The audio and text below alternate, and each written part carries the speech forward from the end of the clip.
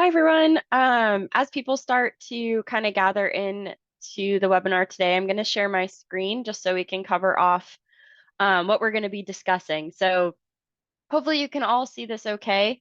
Um, Today we're going to be covering off dashboards, setting up user targets, activity types and targets, saved views, reports, and then we're actually going to walk through a couple of examples on creating recruiter and sales dashboards.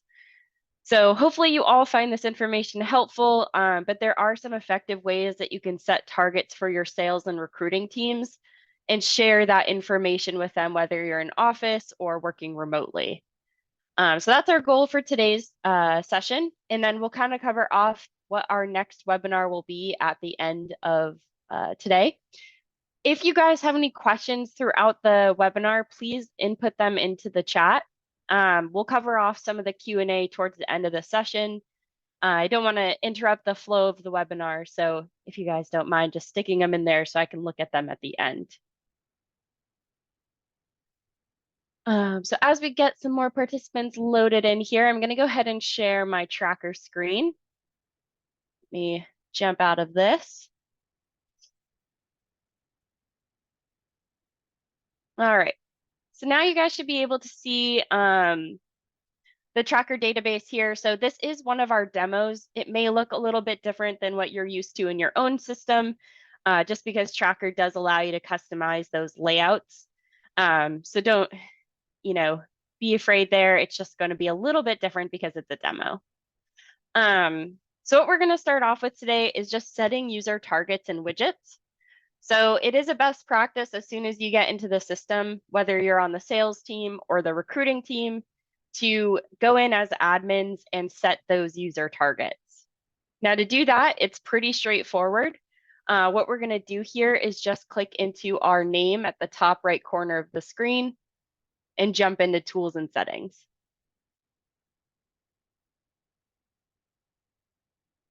And then once we're in tools and settings, we can scroll to the bottom of the screen here where it has users listed. And this is where you'll find your user targets sitting. So if we open this up, we can select who we want to set a target for. In this case today, we're going to select Maybe Funk. And then we can either set our sales targets at the top of the screen here, which I've already done. If you're unfamiliar with how to set a sales target, it is pretty straightforward. What you can do here is click on the Set Target button and then choose which month you'd like the target to begin on. So in this case, I want to set a target for the entire year, just so that I don't have to do it month by month. And my target is just going to be the same for every single month this year. Now, if you want to kind of vary the targets per month, maybe increase it towards the end of the year, that's definitely your prerogative. And if that's the case, you can just do it by this month or this quarter, whatever kind of makes sense. And then from here, you can put in the amount. So in this case, I'd like this user to set a goal of filling 15 jobs.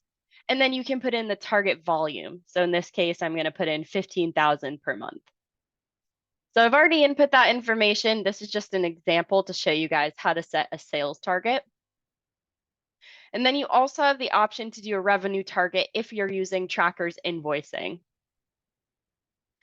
But down here at the bottom is the most commonly used target section. So this is going to be what you're typically doing on a day-to-day basis as a recruiter or as a salesperson. So for example, if you click on KPI target, a pop-up's going to appear asking you what target type you'd like to set. So if I zoom in here, it's going to give me every single activity option within Tracker, as well as any custom activities if you guys have used those.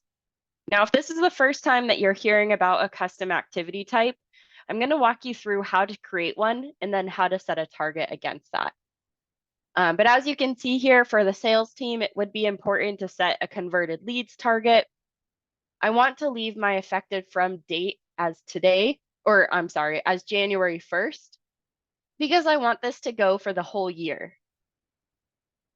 So in this case, I'm going to say I need to convert 10 leads per month as a salesperson. And then I can come back into KPI target to set my next one.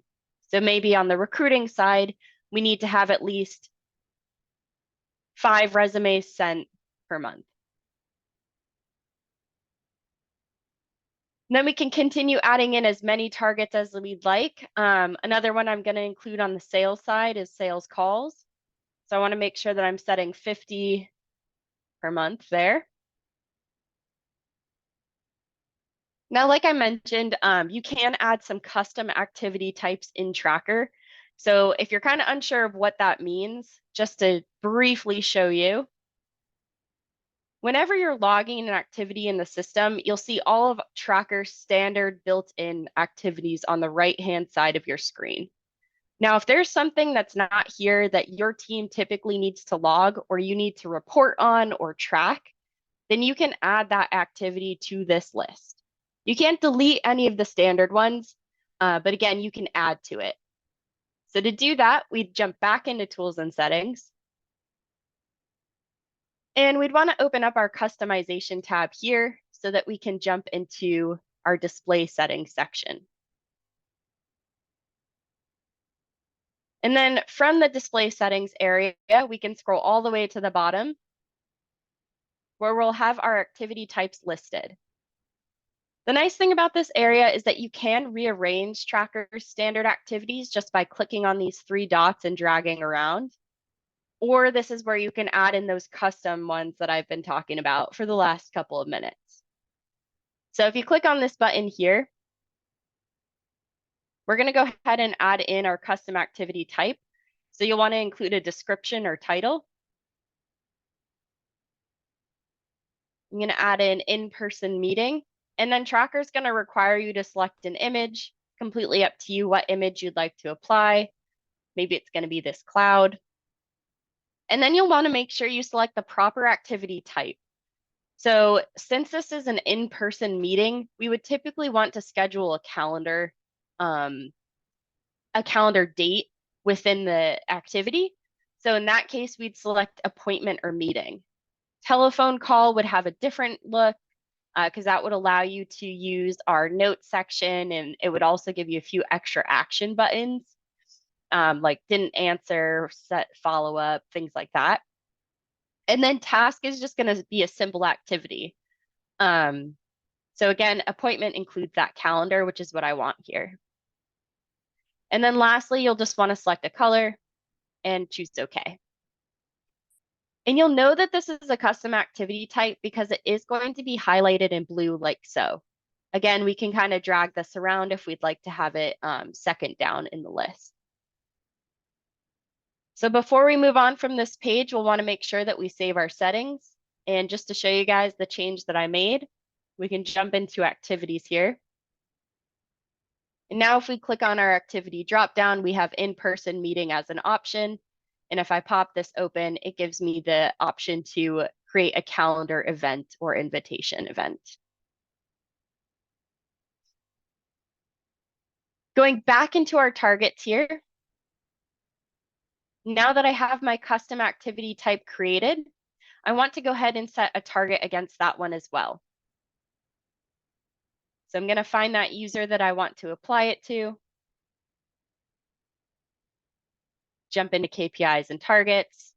And now if I scroll down on my list, I'll see my custom activity type at the very bottom. So in-person meeting. And I'd like to have at least 5 of those a month. So now we've got our target set. We've got our custom activity type created with a target against that one as well. So now we can kind of dump into the main portion of this webinar, which is the dashboards. So dashboards are always going to be located under your home tab in the system. And this is where you can create a new one or open one that already exists. We're going to go ahead and start from scratch, and we'll first just jump into the recruiter dashboard example.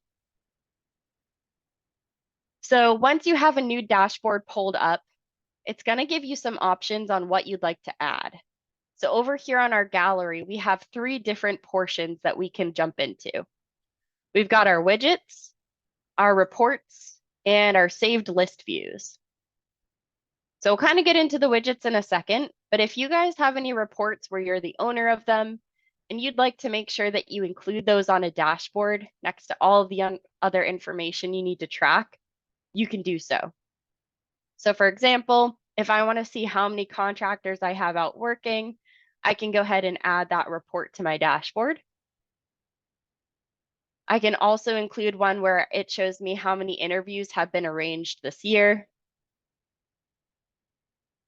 And then I can also click into my saved views to add any lists or saved views that are pertinent to my process.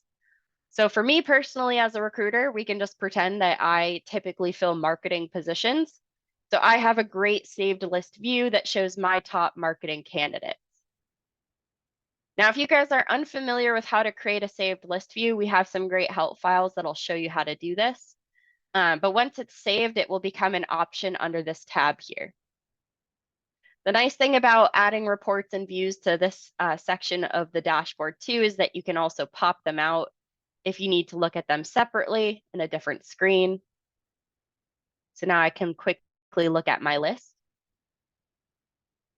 And same with reports. So if we scroll down here, we can also open these up in a separate screen to view the actual report itself. The other nice item about the list views, just to cover this off real quick, is you can rearrange or add the columns from this section as well. You don't have to go into the list and change it and then refresh. It's just going to automatically do that for you here. So now jumping into the main portion of the recruiting dashboard is something that we call widgets. So widgets are really great if you're looking for a way to track your targets and KPIs against certain activities. So that's kind of the point of dashboard, is for you guys to be able to track your performance indicators as well as any of those lists or reports that you need to see throughout the day. So it just makes it more easily visible depending on your preference and workflow. So for a recruiting dashboard, there are a few widgets that are really helpful. For example, you may want to be able to see how many new jobs have been opened. Again, just how many have been won. You may also want to jump into this candidate performance tab here and add in any candidates whose resumes have been sent to the client or where placements have been made. And then you may need to track those activities that we set targets against as well. So for example, the in-person meetings, we can add those to our recruiting dashboard, even though we may use it more as a sales activity. And then any other item on here that may be helpful. So maybe how many emails you've sent, how many interviews you have completed. I know this widget says interviews scheduled, but it is tracking those that you have completed. So now that we have a few recruiting widgets added to our dashboard, we can go ahead and save our changes and then customize the way that this looks. So you do have to first save the dashboard before getting into the customization. So we'll call this our recruiter dashboard. And then I'm not going to bother saving the filters and dates yet because we actually haven't set them yet. So once we hit save, it's going to give us a lot more options at the top of our screen. So now we can actually filter this dashboard by the criteria we want to see. So I actually only want to see this user here, but if I do want to see all users in my database, I can select that option as well. If you don't see this option when you click into filters on dashboards, it may be due to your permissions, and you can reach out to our chat team for assistance on that. The nice thing about dashboards is it also allows you to filter by department or team if you guys are using those items within the system. And then lastly, you do have the ability to set a rolling date range. So if you want this to always show you this month's information, you can set rolling dates so it automatically rolls into the next whenever it comes around. And once you're happy with those filters, make sure you click go so that they apply. And then before you do anything else in the dashboard, just make sure you jump back into edit and save all of your filters and rolling dates. You'll also see this option here to set this dashboard as your default screen. I'm going to say yes, and I'll show you guys how to do this at the end of the webinar today. You can also share it with other people on your team if you want them to be able to view it, but they won't be able to make any edits. Only the dashboard owner can change this screen. So I'm going to share it with John Smith and then save.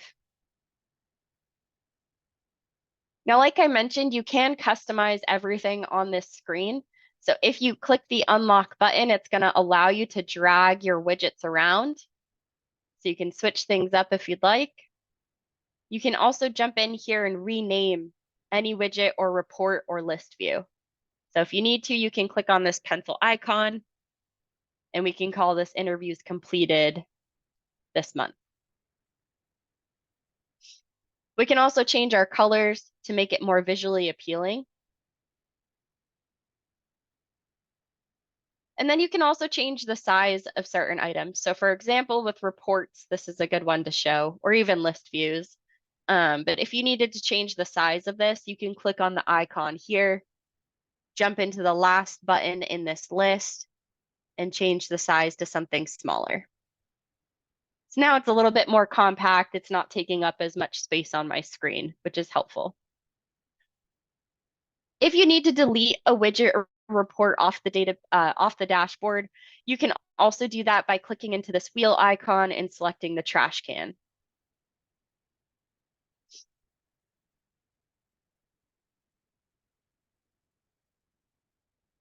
So once you've made all of those changes, you can lock the dashboard back up. You can also add a new dashboard by clicking this button from here. You can clone this one if you want to make some edits. Maybe it was a dashboard that was shared with you that you really like, but you want to change the filters to somebody else or a different date range. You can clone this so that you don't have to recreate it from scratch. And then you can also click the schedule button if you would like to schedule any of the reports to be automatically sent from this dashboard. So since I do have one report on here, I could schedule that to be sent out automatically if I'd like. Keep in mind, the schedule is only for the reports, not the widgets or lists.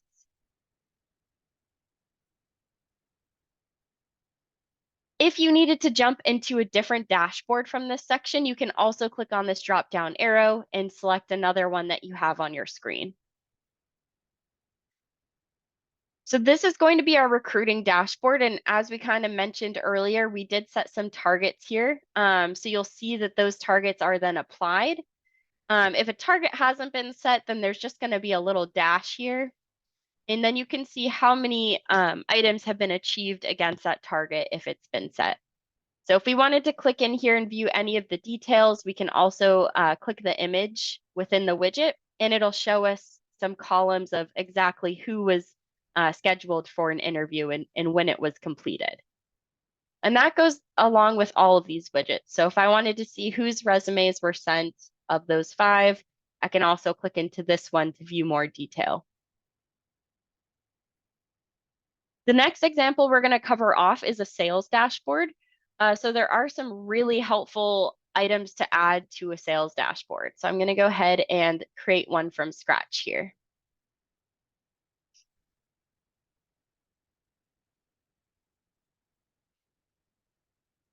All right.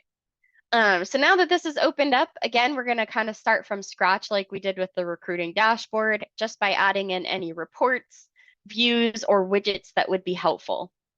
So as a salesperson, in this case, I have a saved list view for my high priority lead prospects or company prospects. So I want to add that to my dashboard. And then I also have open leads by value as a report. So I would like to include that on my screen as well. As you guys can tell here, I do need to make my report a little bit bigger just so it's not so smushed. And now I can see the information a bit better. And then I'd also like to add in some widgets that pertain to the sales side. So for example, under the jobs tab here, we have our new leads generated widget, which will show me any leads newly created in the system. And then I also have leads converted. So any leads that have been converted to a client or a job or opportunity, those will all appear here. And then from here, I can add in any other information I'd like. For your reference, the performance candidate tab is really just going to give recruiting information. So there's not much helpful there for the sales side, but I do have some activities I want to be able to track, such as prospecting call and some in-person meetings. Now the prospecting call widget, I know it's labeled that, but what it's actually referring to is this sales call activity that you may be logging as a salesperson. So just for my own preference, I'm going to go ahead and rename that to sales calls completed, just so it makes a bit more sense to me.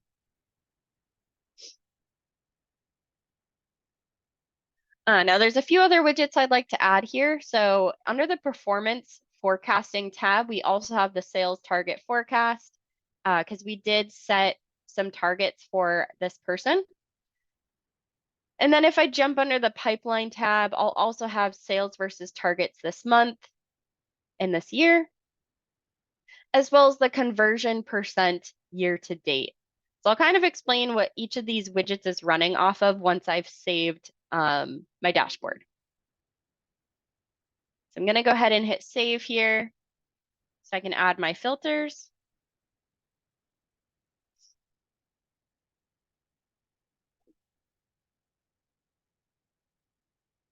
And now that it's saved, I can click into the filter button. I'm going to filter by the user of maybe because that's who I set my targets against. And then I'm going to keep that date range that I've got, or I'm sorry, I'm actually going to update this date range. I just realized it was in 2020, which is a while ago. So we'll update this to January 2024 for this year. And you guys will see that my widgets are already populating with some information. So just to kind of start off from the top here, we've got our conversion percent year to date. So this widget is going to be built off of job data. It's essentially summing the estimated job value in the job record itself, and then the count of jobs that are in each position for one open or lost, which you can see here at the bottom. That's why we're seeing the conversion percent year to date from March 2023 to February of 2024, because that's the month we're in. So as a new month appears here, you guys will see this widget here will adjust accordingly. So we've got one job of 15,000 in value from January, and then we have another job that was won in February, which is this month, for 63,000. And then it'll just show you the volume over here on the right. So just one position was completed in each of those months. And then as you guys can see here, my target for the in-person meetings completed, that has also been set. So I've achieved 0% of my target so far this year, which is okay. It's only February, I've got time. But as you guys may have remembered, I did set a monthly target against this specific activity, and it is calculating for the year automatically for me. So it does adjust depending on what you're filtering by in your dashboard. So just as an example, if I changed it to this month, you guys will see that the target I originally set of 5 is then applied. So it is just dependent on what you're filtering by in your dashboard. All right, scrolling down here, there's a couple of other widgets that I'd like to explain. So the sales versus target this month, this is essentially going to be based off of job award date. So as you guys may have remembered, the target that I set for February was 15,000, which is why the tick mark is set here. And you can see, my volume is lacking because my volume target, I think I set it to 15 or 5, I forget what it was. And I only achieved 1 on that end. But, amount wise or value wise, I exceeded my goal, and that's why this is showing in green, because it was set to 9,000 or 15,000, whatever it was, and I achieved 63,000 in February. And then this one is going to be the exact same type of data, or it's going to run off the same type of data, that job award date and value, but it's going to be set for this year versus this month. So that's why you'll see my volume is 2 here because there have been 2 jobs that were won this year so far. Scrolling down further, we have that sales target forecast widget here as well. This is kind of a long one, so I might have to zoom out a bit. But in this one, it's going to show you it's only going to show you the data if you have that target set that we originally did at the beginning of the webinar. So again, the sales target is going to be the amount that you set. The one business is going to show you the value of the jobs that were won. If there's a gap, in this case, there's not really one, it's going to show you the gap between the target and the one business. Then you've got your percent of target achieved. So this is a calculation that will be one business divided by that sales target times 100%. And then you've got your percent of the year. This is essentially going to show you the percent of the way through the year. So for example, at February, say 13th of 2024, we are only 44 days through our year. So that percentage will adjust depending on how far or what day it is of the month. And then scrolling over here, we've got our hot prospects probability column here. So this is going to be the sum of our job value in open or renewal states. I don't have any in open or renewal at this time, which is why it's 0. And then the factored value of hot prospects is just going to be the percentage for the 50% probability hot prospects column. Scrolling down a bit further, we have those leads converted and new leads generated widgets, and then the report that I added to the dashboard. So that kind of covers off what we were going to talk about today in terms of building out recruiter or sales dashboards and setting targets. So hopefully you guys picked up something helpful from this call. We do have a lot of help files that supplement pretty much all of the information that I covered today. If you're struggling to find those help files or instructions, our chat support team is very helpful. Scrolling to my next slide here, if you do have some additional questions that are a bit more long-winded, you can also email our client support email address for additional help. So our next webinar is going to be covered off in March. So we've got about a couple weeks until March. So guys, keep a lookout for that email on how to register. I am going to stick the register link in our chat here today. Let me go ahead and grab that. And let me see if there's any questions that I can assist with.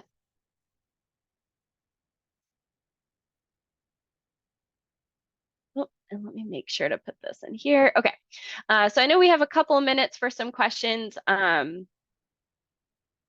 Hopefully you guys can see that register link for the AI webinar coming in March. If you don't see that in here, it will also be emailed out to you. So don't stress if you can't access that right now. There's some time to register for that. So I do have a couple questions. Is the resume sent when they move a candidate to resume sent, or what are the widgets based off of? That's a great question from Andrea. So whenever you have somebody that is sending a resume to a client for a candidate, that's what that widget is going to be based off of. It's going to show how many resumes have been sent to your clients through a job. Another question in here, can you remove second interview from the widget? So that one is referring to our recruiting dashboard. If I just jump into this one real quick. We cannot remove first or second interview from this widget. If you're only wanting to see first interviews, I would recommend adding a report to this dashboard that only shows that info. Scrolling through the questions here. What about the custom activities? Do they or will they have the ability to show the candidate or contact that was connected to the activity? Great question from Matt. So yes, to answer that one, let me jump back into my other dashboard. Thought I had, yeah, so I have in-person meetings completed here. So if someone completes that meeting, I don't have any data in here. But if they do, you can jump in here and it'll show you that information as well. Great question. All right, I have time for one more, guys, here. Is there a place that is an index for what all the widgets pull from? That is something that we're currently working on. Most of our help files do cover off that information, but if you have any questions on specifics, please feel free to reach out to our chat support using this bubble at the bottom of your screen and asking them how the widget data populates for certain items. The recording for this session will be sent out tomorrow, so keep an eye out for an email there. If you had coworkers that tried to attend but couldn't make it, they'll also receive the recording even if they didn't show up today. Thank you guys so much for your time, and I will see you all next month on our AI webinar. Thank you, everyone.